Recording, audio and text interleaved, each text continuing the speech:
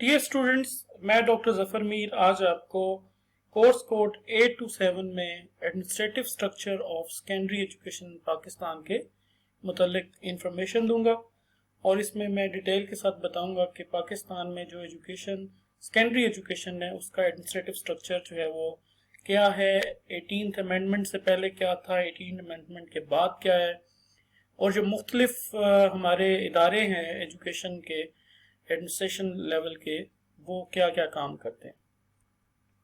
Okay, तो सबसे पहले मैं सिनेरियो बताता हूँ कि 18th अमेंडमेंट से पहले क्या सिनेरियो था। The ministry of education had the responsibility for national education policies and development. National education policy और डेवलपमेंट जो है ना वो मिनिस्ट्री ऑफ एजुकेशन, जो फेडरल मिनिस्ट्री ऑफ एजुकेशन है, उसकी जिम्मेदारी थी। Ministry of education had the responsibility to formulate policies, plans and national curriculum. ठीक है, प्रोविंसेस जो है ना वो अपनी पॉलिसीज या करिकुलम डेवलप करते थे, गाइडलाइन लेते थे फेडरल गवर्नमेंट से। ठीक है, फेडरल गवर्नमेंट बेसिकली सेंट्रली उनको मैनेज करती थी एजुकेशन के सिस्टम को, और सेकेंडरी लेवल की जो एजुकेशन थी उसकी भी गाइडलाइन प्रोविंसेस जो है वो फेडरल से लेते थे, और अपने तमाम जो काम हैं, चाहे वो करिकुलम डेवलपमेंट हो, चाहे कोई पॉलिसीज हैं, प्लान्स हैं, वो सारे फेडरल गवर्नमेंट से ही जो वो राय लेते थे। अच्छा, 18th अमेंडमेंट के बाद क्या हुआ, पावर जो है ना वो डिस्ट्रीब्यूट कर देगी सेंटर्स को और प्रोविंसेस को एजुकेशन के लिए।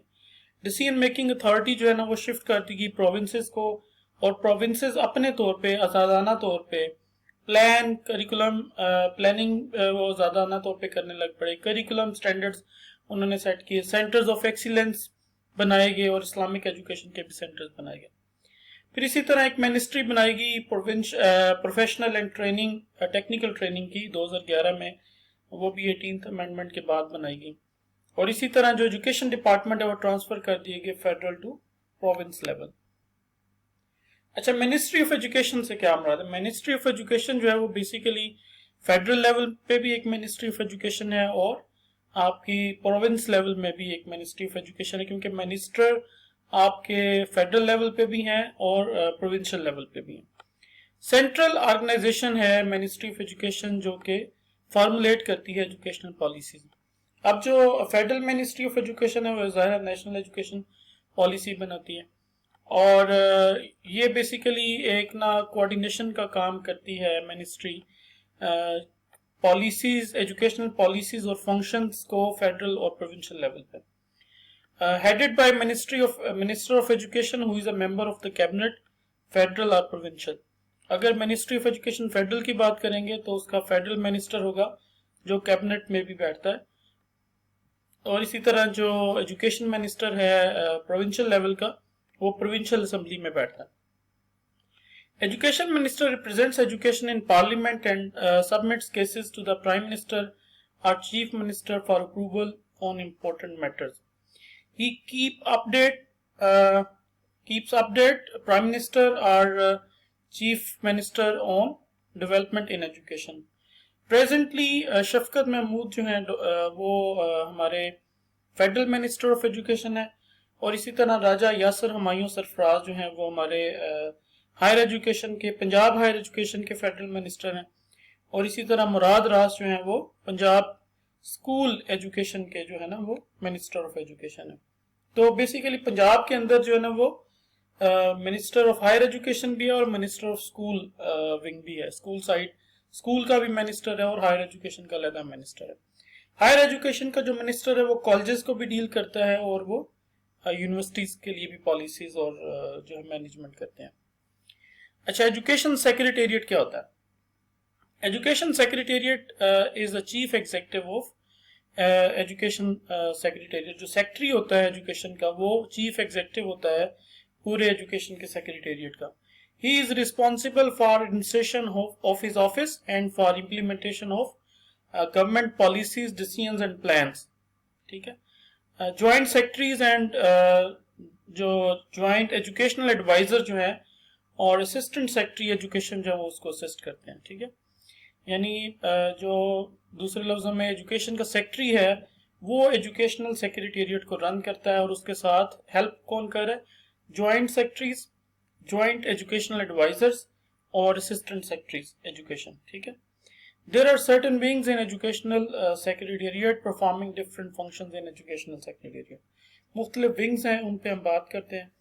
एजुकेशन सेक्रेटेरिएट में मिनिस्टर ऑफ एजुकेशन, ठीक है, उसके नीचे सेक्रेटरी ऑफ एजुकेशन होता है. जैसे मैंने कहा कि मिनिस्टर ऑफ हायर एजुकेशन अलहदा है पंजाब में और मिनिस्टर ऑफ स्कूल एजुकेशन अलहदा है. तो जब हम बात करेंगे तो इसमें फिर सेक्रेटरी जो है वो हायर एजुकेशन अलहदा होगा और सेक्रेटरी स्कूल एजुकेशन अलहदा होगा. और सेक्रेटरी के नीचे जो है वो एडिशनल सेक्रेटरी पीएमयू का मतलब है प्रोजेक्ट मॉनिटरिंग यूनिट का एडिशनल सेक्रेटरी है. फिर एक सीनियर जो है वो जनरल जॉइंट सेक्रेटरी है एडमिन विंग का.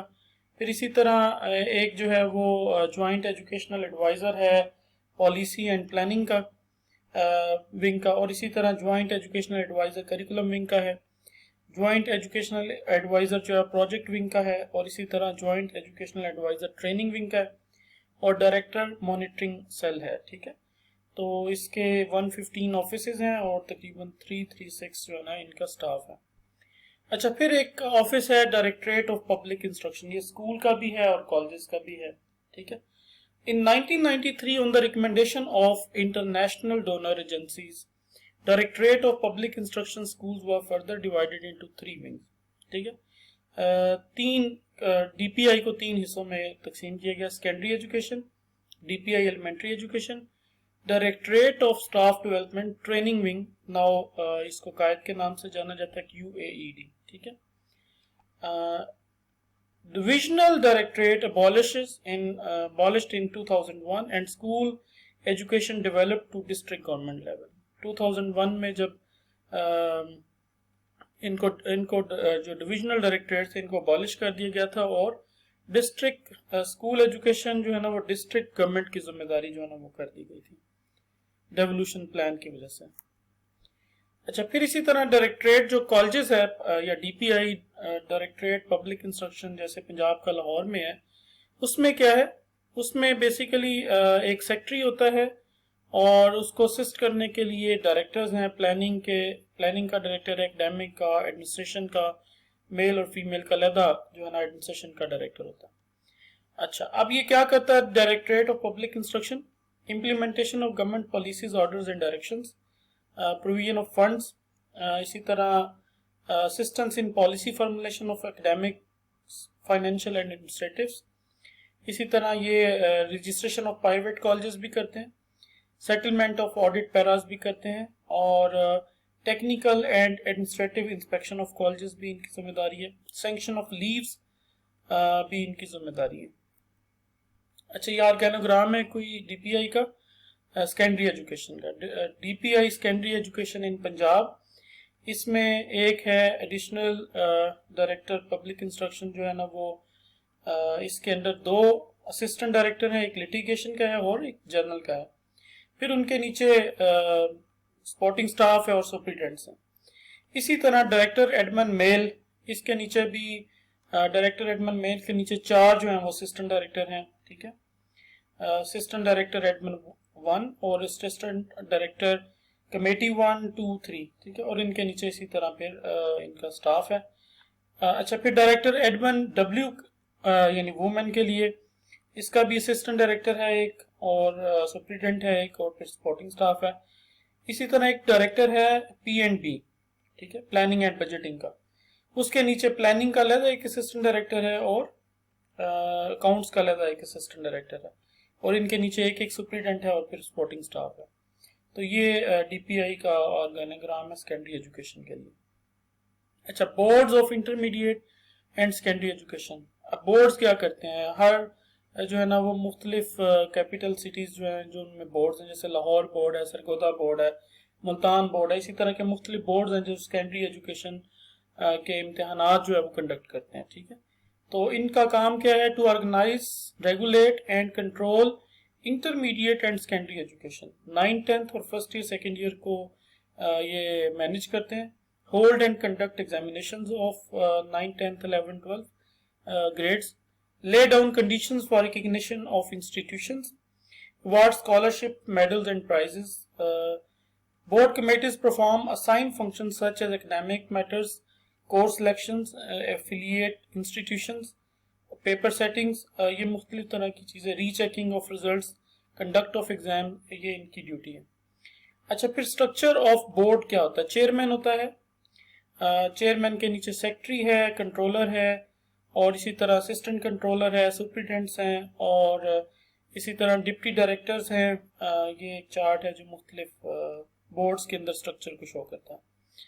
अच्छा, फिर करिकुलम डेवलपमेंट है, national bureau of curriculum and text book, ये क्या है?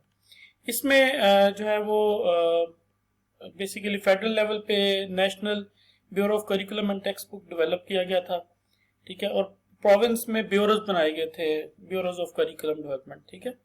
At provinces curriculum wing functions to implement and contextualise the national curriculum. National curriculum होता है, उसको करिकुलम विंग्स के अंदर प्रोविंसेस में कंटेक्चुअलाइज किया जाता है। Different committees function according to their assigned jurisdictions. At provincial level, there are different textbook boards working for developing textbooks. अच्छा, जो करिकुलम डेवलपमेंट प्रोसेस है वो ओल्ड स्टेटस क्या था और न्यू स्टेटस क्या है? ओल्ड स्टेटस में फेडरल गवर्नमेंट की या फेडरल और प्रोविंशियल गवर्नमेंट के ज्वाइंट एडवेंचर से करिकुलम डेवलप किया जाता था, ठीक है, जैसे करिकुलम का syllabus, curriculum planning, centre of excellence, standards of education, Islamic education, ये फेडरल और प्रोविंशियल गवर्नमेंट जो है ना मिल के ज्वाइंटली एफर्ट करके डेवलप करते थे। लेकिन अब न्यू जो स्टेटस है वो क्या है? ये सारी चीज़ें, curriculum, syllabus, policy, centres, standard of education और इस्लामिक एजुकेशन जो है वो ट्रांसफ़र कर दी गई टू द प्रोविंसेस। ओके जी, थैंक यू वेरी मच। अगर आपके जहन में कोई क्वेश्चन हो तो आप ज़रूर जो है वो कमेंट बॉक्स में पेस्ट करें। अल्लाह हाफिज़।